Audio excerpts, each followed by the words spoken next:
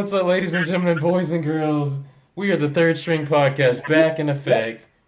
It is I, Miguel Lopez here, along with, yep, Bill Jones is yes, here. sir. So it's a different approach that we're doing here, doing it through webcam, trying a little different so you guys can get a visual of us. And we're just going to get this thing started right now with season 2 of the Third String Podcast. Daryl, what do you have for us Yeah, today? definitely. The first thing I guess before we went on our little break is that basketball was very tight. I know football is Mm-hmm. the thing now, but basketball is was had huge news. And the first thing I want to talk about is Russell Westbrook got traded to Houston. I don't think any of us really had it. We didn't think it was a possibility. Yeah. What do you think about Russell Westbrook going to Houston? They're You think they're a still, yeah. dynasty? Do I think they're a dynasty? No. I don't think they're gonna go anywhere. Honestly, I don't think they're going. I mean, Oh, wow. what? It doesn't make sense. It doesn't make sense at all. Like, what are you doing? Why are you there? Bro, it's literally just something you need to see. I really don't know what to say about it. To be like, I have thoughts, but I don't really know how to put them into words to like say it. Yeah, I don't know. Well, my thought is that Russell Westbrook led the Yeah. league number one in usage rate. Well, number two was James Harden. Both of them are Hmm. ball dominant people that it just doesn't make sense. Yeah. It's almost like Daryl Morey, the GM of the Yeah. Rockets, is just playing fantasy basketball, and it's just like if Chris Paul and James Harden didn't work, there is no Hmm. way this can work. I just don't believe this. I can't believe it. I don't even know why Russell Westbrook would want to even go there. Yeah. Was I was shocked about. Um, I don't think he had a market at all outside of what did we say? We said Miami and Orlando, we had Orlando in there. yeah. I think we were. It was a stretch though. We said that would actually work, but I think um, the Miami thing was a definite, and then this came out of nowhere because that contract was so big or is so big, and nobody like really wanted to take it. So somehow they took Yeah, it. I think they're still a yeah, great and he, team, but yeah, definitely. yeah, I just don't see them going. I don't even know how they can get along. Not as far as like friend wise, but I mean their styles. I know they did it in the On the past, court. but Harden was a six man. This is different. Mm-hmm. Yeah, and that's what a lot of people say. Well, they worked together in the past. Well, their roles were different in the past. Harden was coming off the bench. Harden was just, and he played with the second team, so Yeah. it's a little different. He's not the all-star Jordan scorer that he was, Mm-hmm. and Westbrook wasn't this triple double person that he was. It's just if Russell Westbrook couldn't make it work with Durant, and bigger that team had a pocket Durant and Harden couldn't make it Yeah. work. Yeah. Couldn't make it work with Paul George and Carmelo Anthony at one point. Which is It's funny. just so yeah, which is funny. And the biggest thing is Chris Paul, James Harden and Chris Paul didn't work, right? Mm. Chris Paul is a better spot up shooter than Russell Westbrook. He's not a great shooter. So Right. unless you're gonna make Russell Westbrook dribble and James Harden stand at the perimeter and take open threes, I guess, I Mm. don't see how this works. Hmm. Yeah. I mean, I'm with you on that 110%. Like, it's just gonna be a score fest, no defense. Um, You're right. fantasy lovers are gonna love it. They're both gonna make the All Star team based off of numbers. Uh, Absolutely. they're going to make the playoffs, but it's a second round and out. Um, that I mean, it's kind of sad. There's no way this works. It's just No. no way possible this works. And I don't get why Daryl Morey is playing. He's just playing fantasy basketball at this point. It's not about fit. It's just Clint Capella. He didn't play a lot in the playoffs because he can't shoot. Yeah. So you brought in another person who can't shoot. You just clog up the lane even more. Why would Yeah. James Harden want to sit on the perimeter? and just take up shots like Klay Thompson when he was always the ball dominant guy. I just didn't get it. But Yeah. that leads me to a question. Yeah. Do you feel like the NBA players are too powerful? And I ask that because Paul George and Kawhi Leonard, they had their press conference. And I remember they asked, I think Rachel Nichols asked them, do they feel like the players have too much power? And Paul George was like, no, it was mutual, even though it wasn't. And Kawhi Leonard was like, oh, I'm a free agent. I can go where I want. I was like, but didn't you use your power to get out of San Antonio? So it was just like, do you feel like the NBA players right now, even with like Anthony Davis and Russell Westbrook, do they have too much power? I do think they have too much power. Well, I, in the sense of the traditional NBA, yes, they have too much power because they're under contract and they're trying to dip out and leave. But then you're like thinking they're under ownership of dudes that are making billions and billions off them. It's the same thing, kind of. It's different, and I'll get your opinion on it. Um, Kind of Right. like the NCAA with the college kids, football, basketball, whatever. They want to transfer. You won't let me leave. I got to sit out a year and lose out on money. But you, as a coach or as a uh, I guess the athletic director or the Okay, school, the whoever, they're banking making money on me. But this is different because they're getting paid millions and millions. These NBA players, I think they're flexing their powers too much because like with Russell, what he has 170 million something left on that deal and over what 4 or 5 years, bro. I ain't picking that up. right. I'm not picking that up, and I'm trying to build. Like the only fit I see for him usually to go, he actually kind of lucked out going to Houston because he should be in like what's a trash team right now? Because everybody's kind of growing and building. Like, Yeah, yeah. I mean, even that.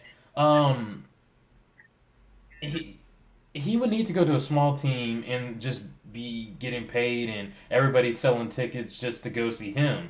For him to actually land, I'm talking about Russell, to land in Houston with a team stack like that already, he actually lucked out. But overall, with Kawhi and well, Kawhi's not bad because Kawhi's been signing short deals and getting out. Um, but I mean, overall, I think yeah, they have a lot of power. What are your thoughts? I think that yes, the players have a lot of power, and I actually love it. And I love it in the sense that just like the NCAA, these owners and these coaches are hypocrites. Like Mm-hmm. they remember they signed Blake Griffin to this max contract and traded him the first year into that contract. Oh, So that's it's true. okay for the team to get rid of their player. It's okay, but the player can't pick Anthony Davis, New Orleans Pelicans. I know you guys are great. You guys have Zion, Lonzo, Brandon Ingram. Y'all got a bright future, right? Y'all had 7 years to build something with Anthony Davis and didn't do it. Hmm. Anthony Davis wanted you to re-sign DeMarcus Cousins. You didn't do it. So at some point, when is it your fault? Like like they're millennials, right? We're Yeah. all millennials. We're in the millennial bracket. Millennials Mm-hmm. don't stay with a job forever. Like our Nope. parents, they used to stay with their job until they retire. We get mad at one little thing, we're out. And it's up to the company to build an organization that wants us to stay. They gave Anthony Davis gave New Orleans 7 years to do it, and they didn't do it. So I hope our team, the Atlanta Hawks, which I have the hat on, Yeah, it's a nice looks hat. at this and say, build a culture that wants Trae Young and John Collins to stay. Let's move on. People talk about organizations we hope doing really well. You asked for this. I thought this wasn't going to happen. Vince Mm-hmm. Carter's back with the Hawks. I didn't think it was going to happen. I Nah. honestly had no. When I saw it, you told me. Somebody told me Vince Carter's back, and I was just shocked. What are your feelings about it? Yeah, it was me. I don't know if somebody told you before, but yeah, I hit you up and told you about it that Vince Carter's back. They're saying rumors, which dang, we've been seeing these rumors for like 4 or 5 years, that this is the last go around. This is the last hurrah. This is his victory tour. He's closing out after this. I think that's true. For one, two, he needs to. He needs to. No, well, actually, I take that back. He doesn't need to because I'm not going to tell another man what's best for him.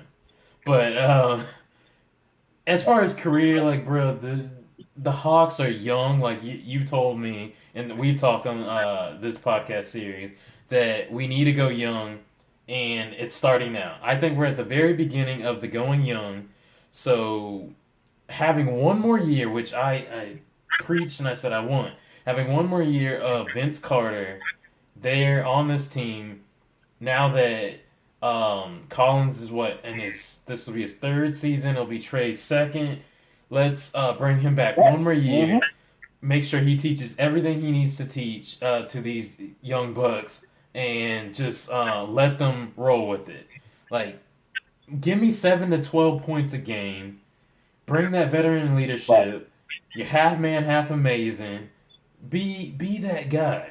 And then if you can get a job as an assistant coach on the Hawks next season, the following season, do it.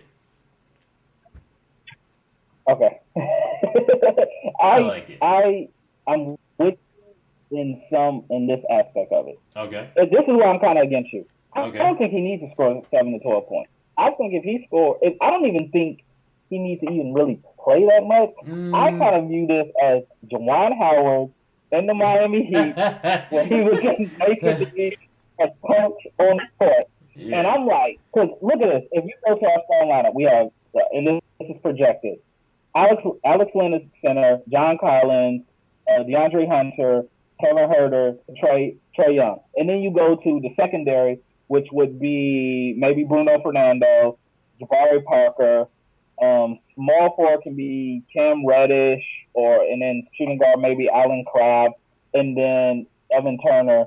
Point guard, I don't really see him unless like blowouts like really coming in. That's why I was like the rotation. I kind of don't see him kind of fitting into the rotation. But if he was like Juwan Howard or maybe even Elton Brand at his end of the year, where he was just basically a coach, like, and just lead them into the playoffs. He needs to. I believe this needs to be the last year, but it needs to be him in the playoffs. So I'm like you. I'm super excited for him coming back. Okay, so I'm with you, and you were spot on about the Juwan Howard thing. You were, because I remember seeing that team. Because you remember, I picked that team. I picked that team. And I said Juwan Howard he was still doing good things when he was with Houston. So I said, hey, he's free, and he's a vet, and he's smart. Bring him to the Heat, because he could rebound and put up a shot or two. So I was like, hey, that'll be a nice fit for you to make a makeshift Miami Heat team. So with this, Vince is a lot more athletic still left in his tank than that. So absolutely, that's why I'm saying he averaged 7 points last season, which to me is kind of miraculous because Paul Pierce's last season, man, that man averaged 2. Yeah, he looked. Bro, that's you're talking about from an incline to kind of a decline, and then he was still he plateaued with the Wizards and even beat us, which made me mad with that, like, free throw line, jump shot. He was still okay. But when he went to LA, the Clippers, trash. Like, I don't know what happened.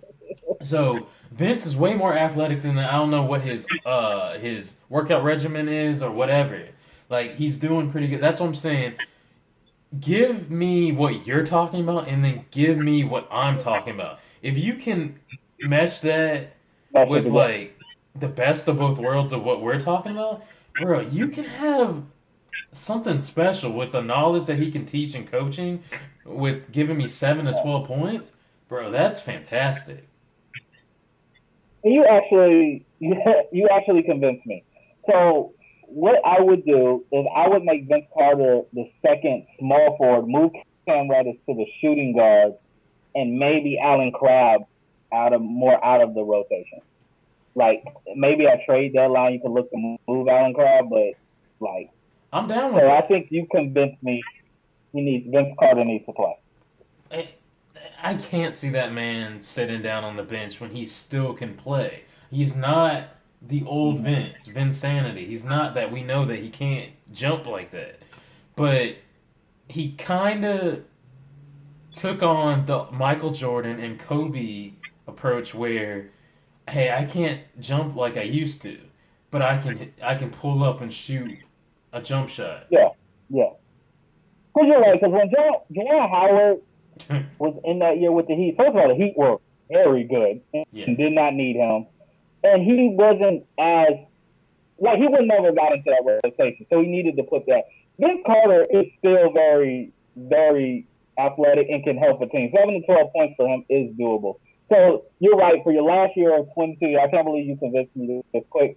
The 22-year season, he's not going to spend his last year on the bench. He's not going to ride No. the bench. I want to talk to you because we got a lot of football to talk about. So Yeah, a whole bunch of the football. last topic I have about basketball is an organization that me and you cannot stand, and that's the NCAA. Yeah. They made a new rule.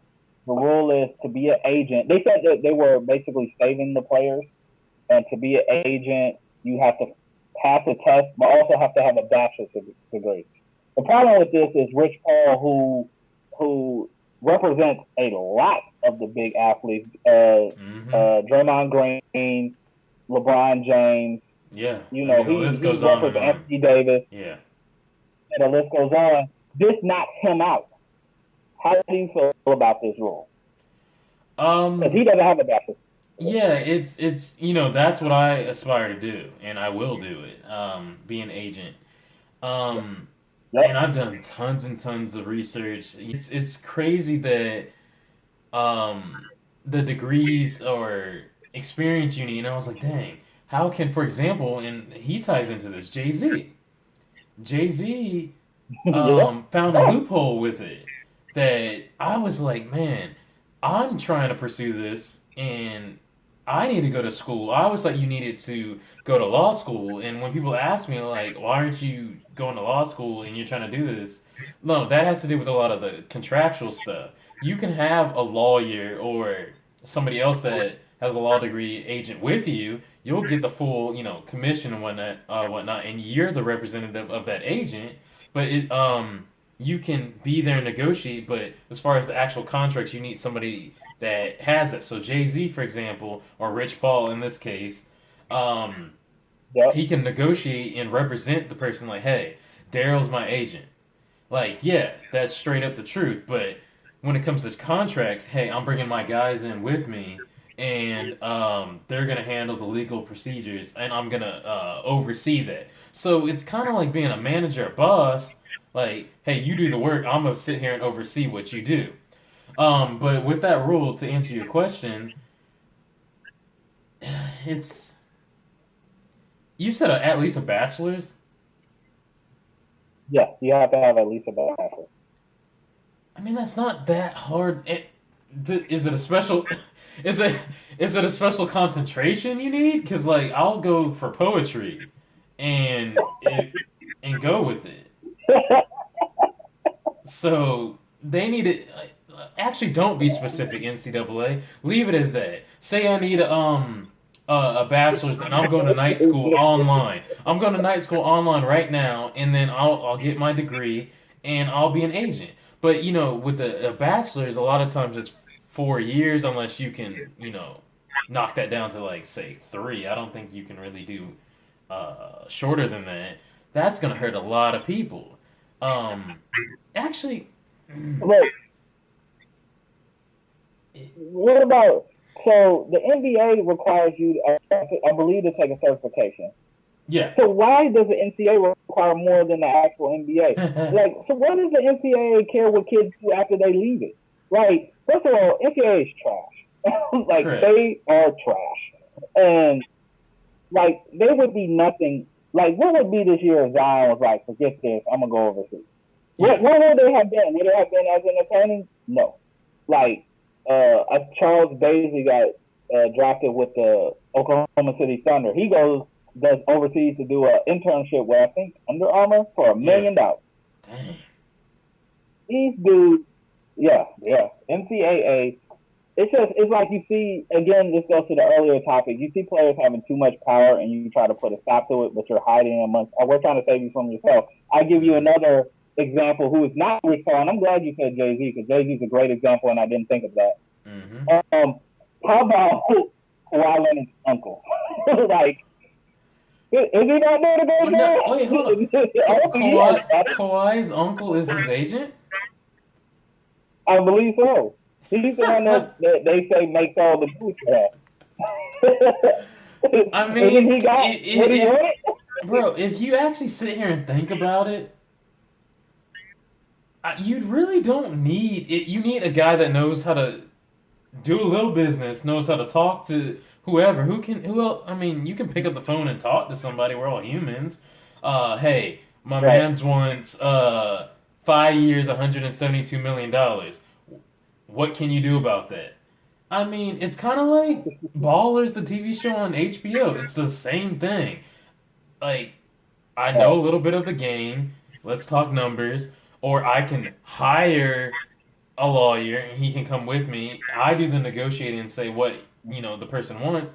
I, I Right. planned it and I'm pursuing this. Overall, at the end of the day, is it really that deep unless in the contract they're gonna hit you with like some lowball stuff because always read your contract. Again, I can hire a contractual lawyer to come in, a litigator, whatever, and he can handle that stuff, and I pay him for X amount of hours, and we're done. Um, Preseason football, man. We just had the Hall of Fame game. The Falcons. I said the Hawks. The Falcons lost to Denver, 14-10. Mm. What were your first impressions of preseason football so far? It's only been one game. It's only been one game. At the time of recording this, preseason continues tomorrow. But at the time of you watching and listening to this, it'll be yesterday. Just letting you guys know. Um, but to answer the question, preseason football of that first game, it was boring. It was so boring at first, but I was hyped, as you know, that football was back. Um, Yeah. Overall, though, we'll jump right into it, straight up, no sugarcoating. Matt Ryan didn't Right. start nor play, obviously. Matt Schaub started. No, like no first. Yeah, you're right. You're right. No first string. Well, besides the kicker. Yeah. And even with him, Right. I'm a side note this. Dude wasn't all that impressive. Sure. And Yeah. Right. my boy Matt Brown, he's still sitting at home waiting for a contract, but he'll get one later. Watch after the first two games pass by, and you see a lot of dingers of the ball hitting the post. He'll get a call by week 3. I guarantee it. But I agree. Schaub was trash. He went 4 for 14 and threw for 10 yards and one interception. This man got taken out. Well, obviously, you need to let the other person play, so the third string play, and we'll get into that in a second. But Matt Schaub ended up playing again, which is the biggest slap in the face for somebody coming into their 16th season, and you were still trash and lost the game for us. Matt Schaub is trash. He was trash, trash, trash. He was so trash. They should have put him like at halftime, like, yo, this is the ball, man. We good. Like the biggest thing is, first of all, he was trash, like you said. But he comes back in the game. We are winning. He throws the interception, and they go down the field, score. That Yeah. job is trash. It was only one person that I really enjoyed, and Hmm. that was John Kaminsky, Okay. and he had a sack and a strip, No, a fumble. I So saw that, and I was yeah, I'm glad you brought that up because I was gonna talk about that. He did like that was good to see that potential and that play style was there. For me, I right, may be butchering his name, but Kurt Benkert, which is yeah, I just yeah saying his name for the first time is funny. Kurt Benkert. That dude, he he was missing some, and nobody was really seeing what I think I saw. I was like, he has a bullet of an arm. This dude has a nice, throwing motion. Uh, he was really quick with it. His release. He has an arm on him. If he can just connect with his targets, then he could be really good. Then he started getting in the groove Right. of everything, and dude could throw. He was hitting his reads spot on, quick. It was Shaw was like throwing air passes, and like the balls were nowhere. They were like 10 yards away from the receiver. So I don't know. I think the dude was the third string. It should now be the second string, like we talked about. Um, I think he moved up. With all being said and all as well, I think if the turf toe, which by the way, yes, if you guys didn't see, he got injured. It's nothing serious. It's just a little, I believe, turf toe action. He should be back. He will be back. He definitely should be second string, and some teams run with three quarterbacks, but I think we run with two. Shaw will be released. Yeah, we're going with two. Yeah, I agree. And this is another reason Schaub should be released. Matt Ryan is, I believe, in his Yeah. 12th year. He's 34 years old. We don't need a veteran quarterback that bad. We need a young quarterback that we can eventually groom. Yeah. It's like Schaub, like, is trash, and like it's going to be Schaub has 10 passes in the last Yeah. 10 passes. That's and Ryan has not missed a game. Yeah. He's very durable. Yeah. Knock on wood. Hopefully he's durable here. He's very durable. Like, we need to start developing somebody for when the Matt Ryan era is coming to a close and closer to the end than it is the beginning. So I'm with you, man. They should have. I'm sure we ain't seen a news yet. The only reason that we haven't seen it yet is because, oh boy, third string quarterback that I was talking about has that little injury. They're hanging on. Oh, so saying they're hanging on by a toe. Yeah, he literally is hanging on by that man's toe. Hey man, I don't think it's healed yet, or he's the type of dude that'll probably step on it in practice to like stay a little longer. Because that's the only reason he's still there. That's the only reason. Other than that, the other person I saw, we talked about, you mentioned he was a rookie, Marcus Green from Louisiana Monroe. 2 returns, 51 yards, average 25.5 yards. Bro, that could be a huge difference in a game. Obviously, he's not going to start at kick returner, but to rotate a little bit, absolutely, that's really impressive if you ask me. A rookie doing that on an NFL setting, even if it was with second, third, fourth string people or people trying to make the team, undrafted free agents, what have you, that's impressive because it's no longer college. Yeah. We are now under the big lights of the NFL. Yeah, no, I agree. And that's exciting to see because the kick return, ever since Devin Hester left, we haven't really had a kick return. And I know we have Kenyon Burner that we picked up from Carolina, which a lot of people will remember him last year. Is our punter completely body slammed him? He got tested for steroids right after that. That's right. Somebody Smith. But it's good to have a rookie that we could kind of develop into the future kick returner because that's a position that we kind of just put together with tape and just hope every year it kind of works out. So I'm with you. Those two were the only two people I saw when I was watching, and Kurt, of course. So it was only those three, and John Kaminsky is the third one that really did anything. I'm not looking forward to preseason. The only thing I'm worried about preseason is I hope we stay healthy. The Cowboys, yeah, they have some contract. We're talking about us with contract issues. They have some contract issues. So they have to pay Dak Prescott, Amari Cooper, and Ezekiel Elliott. So my question to you is, How do they do that? You definitely pay Dak. You pay Dak, even though it's weird. Um, he wasn't highly sought after, but he's managing your team. He's holding down your team. And I always thought he was a good player. I always liked that. So you pay him for sure. I think you actually pay him before Ezekiel Elliott for sure. Because, bro, you got 2 years left on your deal. What are you doing? And then saying, I'm not playing until, you guys pay me. I get you led the league in rushing and all that, but, bruh, what are you doing? What, like, who's managing him? I really want to know because 2 years, bro, we're not talking about 1 year. A full year left, and I'm trying to renew. 2 years is Right. ridiculous. And then not even just that.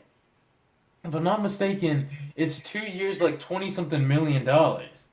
And then Dak Prescott, a year, is not even making a million. He's making, I think, 800,000 something dollars. And he hasn't missed a game. That's true. And it's different. Like Melvin Gordon, he's holding out, but Melvin Gordon's on the Yeah, last I year of get his that. deal, so Yeah. that one is a little bit understandable. That one, but, uh, I'm with you, but I'm also like I'm kind of like get your money. That like he said that he's going to hold out. He said if he doesn't get a contract, he's not playing this year.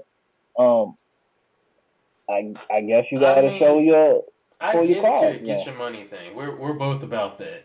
But you gotta understand at a certain point, like, that's not okay. That one's not okay. So what do you think the Cowboys should do? They signed another running back. They're gonna do literally a Le'Veon Bell type of thing. And look at last year with the Steelers. Le'Veon Bell sat out, hurt your fantasy, which by the way was funny. He hit that tweet and said, "I'm sorry to the fantasy owners." I'm like, Sure. Daryl. Yeah. That was on my Okay, one of my my pop bad. culture topics was he did that, and you know, no, we can talk about it now. It was trash, and I don't accept his apology. I hit second to last place because I picked him first. I don't accept his apology. So yes, in this year I'm staying far No, away for from sure, Ezekiel and Elliott I and understand fantasy. that.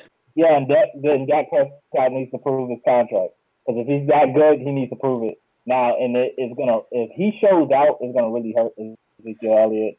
Really hurt because they'll just get another running back, like you said, just like James How Conner many in how the many Steelers, games how many and games do you and feel and prove that we you don't need. need to give or the organization needs to give Dak to prove that he's worthy of a contract?